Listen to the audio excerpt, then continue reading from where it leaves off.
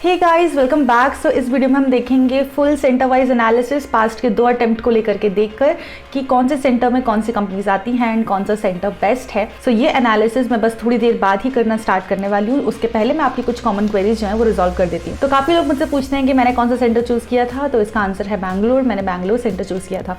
Then how many centres we can choose. आप एक 1 big city centre ले सकते हैं एंड 1 स्मॉल सिटी सेंटर ले सकते हैं। आपकी जॉब लोकेशन और आपका सेंटर सेम रहेगा क्या? जैसे कि अगर आपने बैंगलोर सेंटर चूज किया है तो इसका मतलब आपकी जॉब भी बैंगलोर में होने वाली है, तो ऐसा बिल्कुल भी नहीं है। मतलब ये आपकी किस्मत पर डिपेंड करता है टोटली। वैसे तो मोस्टली जो कंपनी सेंटर में आती हैं वो उसी जॉब लोकेशन के लिए लेके जाती हैं, बट काफ़ी सारी कंपनीज ऐसी होती हैं जो पैन इंडिया बेसिस पर सिलेक्शन करती हैं। फॉर एग्जाम्पल जैसे कि इन्फोसिस है, तो मेरा इन्फोसिस में सिलेक्शन बैंगलोर सेंटर में हुआ था, बट उसके बाद मुझे ऑप्शन दिया गया कि मुझे कौन सी जॉब लोकेशन लेनी है। सो आई चोज पुणे। तो मेरी जॉब लोकेशन पुणे है, बट मेरा सिलेक्शन जो है वो बैंगलोर सेंटर से हुआ था। तो जो भी कंपनीज पैन इंडिया बेसिस पर सिलेक्शन करती हैं उसमें आपके पास अपॉर्चुनिटी होती है आपकी जॉब लोकेशन चूज करनी। Then how to get the list of organisations participating in our campus. ये बहुत सारे लोग मुझसे पूछ रहे हैं कि हमारे कैंपस में कौन सी कंपनी आएगी, ये हमें कैसे पता चलेगा। तो गाइज ये आपको नहीं पता चलेगा। इसका आंसर है स्ट्रेट फॉरवर्ड नो। कोई भी लिस्ट रिवील नहीं होती है। जब तक आपके कैंपस फॉर्म नहीं भर जाते तब तक आपको ऐसी कोई लिस्ट नहीं मिलेगी कि आपको पता चल जाए कि किस सेंटर में कौन सी कंपनी आनी है, वरना कितना आसान हो जाता है सेंटर चूज करना। देन इसके बाद है tips for selecting the centre. ये मैं अभी जब एनालिसिस करूंगी तो मैं ये सारी टिप्स आपको बताऊंगी कि कौन सा सेंटर के क्या कैरेक्टरिस्टिक्स होते हैं। Then where can I get the list of centres. तो आपके कैंपस में कौन से सेंटर्स अवेलेबल हैं ये आप देख सकते हो ICAI के ऑफिशियल नोटिफिकेशन पर। तो ऑफिशियल नोटिफिकेशन का मैंने एक स्नैपशॉट यहाँ पर लगा रखा है एंड जो नोटिफिकेशन है ये आपको डिस्क्रिप्शन बॉक्स में मिल जाएगा। उसमें आपके सारे FAQs वगैरह हर चीज़ कवर्ड है, जो भी आपको डाउट होगा वो सारी की सारी चीज़ें। तो ये सारे लिस्ट ऑफ सेंटर्स हैं जो कि मार्च 2022 कैंपस में आपके पास अवेलेबल है। एनी सेंटर में से आपको चूज करना है, जिसमें से आप 1 बिग सिटी ले सकते हैं एंड 1 स्मॉल सिटी ले सकते हैं। एंड कैंपस फॉर्म भरने के बाद आपका सेंटर चेंज नहीं होगा। सो जो भी आप सेंटर चूज कर रहे हो बहुत ज़्यादा सोच समझ के चेंज करना है। कैंपस फॉर्म सबमिट करने के बाद उसमें कोई भी एडिटिंग नहीं होती है।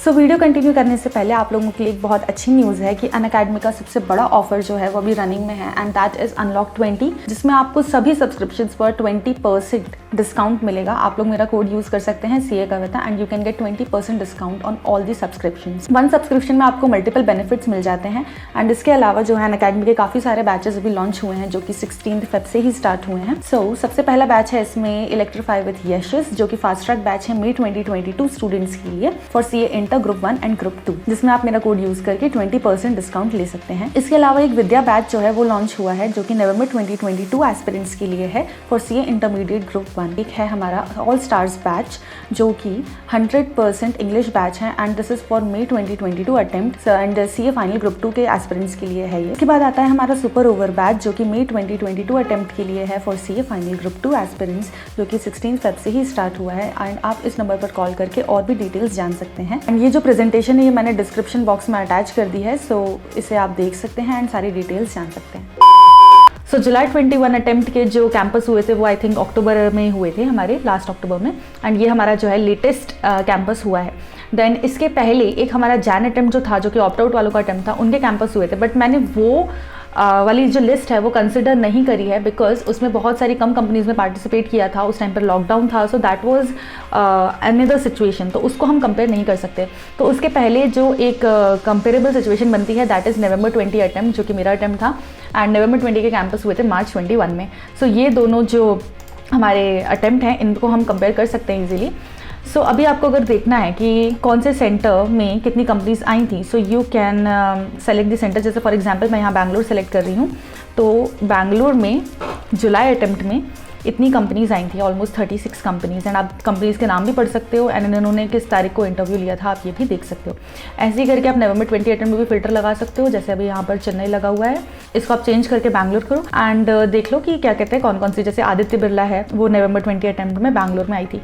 सो इसी तरीके से आप कंपेयर कर सकते हो कि आदित्य बिरला जुलाई अटेम्प्ट में भी आई थी यहाँ पर कि नहीं आई थी, ऐसे करके आप देख सकते हो। तो जो भी कॉमन कंपनीज है वो आपके कैंपस में भी जरूर आएंगी। देन इसके अलावा मैंने एक पिवट टेबल प्रिपेयर किया है जिससे आपको डायरेक्टली पता चल जाएगा। फॉर एग्जाम्पल अहमदाबाद में नवंबर अटेम्प्ट में 6 कंपनीज आई थी एंड जुलाई अटेम्प्ट में 13 कंपनीज आई थी, तो देखो ऑलमोस्ट डबल हो गया अहमदाबाद। बट कहीं कहीं जो नंबर्स का ह्यूज डिफरेंस है जुलाई अटेम्प्ट में, एक्चुअल में हर जगह हर सारे के सारे सेंटर्स में ज़्यादा कंपनीज आई हैं प्रीवियस अटेम्प्ट के मुकाबले। फॉर एग्जांपल हैदराबाद में जैसे 15 है तो यहाँ पर 36 हैं। वो इसलिए क्योंकि जुलाई अटेम्प्ट में एक्चुअली बहुत सारी कंपनीज ने पार्टिसिपेट किया था, टोटल 347 कंपनीज़ ने जुलाई में पार्टिसिपेट किया था एंड नवंबर में 222 कंपनीज़ ने पार्टिसिपेट किया था। मैंने यहाँ पर हाईएस्ट टू लोएस्ट चार्ट दिया है and I think percentage wise comparison जो है वो ज़्यादा सही बैठेगा, इसलिए मैंने यहाँ पर परसेंटेज भी लिख दिया है। सो सारे सेंटर्स के मुकाबले मुंबई में 14% कंपनीज आई थी नवंबर में एंड 13% कंपनीज आई थी जुलाई में। सो इससे आप कंपेयर कर सकते हो। तो इसमें से जो हमारा सबसे ज़्यादा कंपनीज खींचने वाला सेंटर है दैट इज़ मुंबई, कि मुंबई में बहुत ज़्यादा कंपनीज आती हैं। देन सेकंड नंबर पे बैंगलोर में आती हैं। ये दोनों अटेम्प्ट में साबित हुआ है। तो इस तरीके से आप इस लिस्ट को पढ़ सकते हो एंड देख सकते हो कि कितनी कंपनीज आई हैं किस अटेम्प्ट में, किस सेंटर में। अगर आपको देखना है कि मुंबई में 32 कंपनीज कौन सी थी तो ये आप इस शीट में जा करके देख सकते हो। सो इससे आप खुद ही सब कुछ जो है वो एनालाइज कर पाओगे। Now my tips.